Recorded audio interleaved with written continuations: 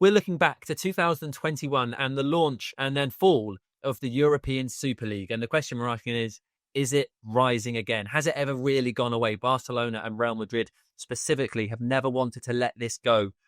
So we've got two perfect people to explore the future of European football with Graeme Bailey, our transfer guru, and football financial expert, Kieran Maguire. So let's go all the way back. Graeme, talk us through the whirlwind 48 hours that was the launch and fall of the European Super League. It happened so quickly, didn't it? We were getting press releases from all over the shop, and all these teams who had suddenly announced that they were part of the breakaway. I was getting friends all over the industry, TalkSport and etc. saying, wow, we've got this statement. They're literally, these clubs are announcing it. But it was the sudden, it was all the English clubs. We know the top six that had confirmed their participation. There was quotes from Josh Kroenke, wasn't there, and the like. But then the rate in which they pulled out was just staggering, wasn't it? It was who can pull out quickest.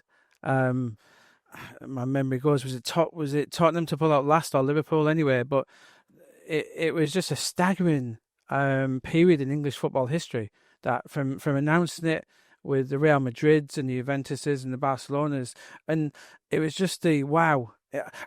I think from a journalist point of view at the time, I was quite impressed by how they kept it quiet. All these big meetings between the clubs, I thought it was really impressive. Obviously, there was nothing impressive about the proposals, in my opinion, in my fans' opinion, but the way it went. Within 48 hours, and obviously we're still talking about it now because we know that Real Madrid and Barcelona and a few of the big clubs are still going for it. But that period, as you say, Sam, was just a moment in English football history that we'll never forget.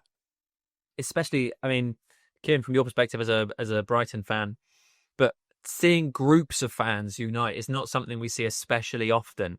And joint protests being held by clubs with massive historical rivalries was quite a spectacle.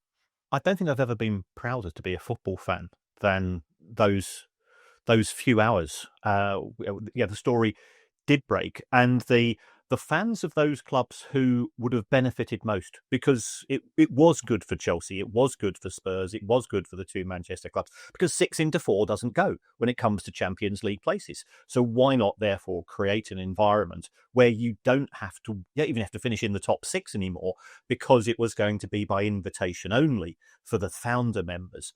But it was the fans who rallied round. And I also think that Gary Neville and Jamie Carragher deserve a huge amount of credit, because it was sort of breaking during a sort of a Sky Sports afternoon, and they made their feelings very clear. And I think that rallied the fans round.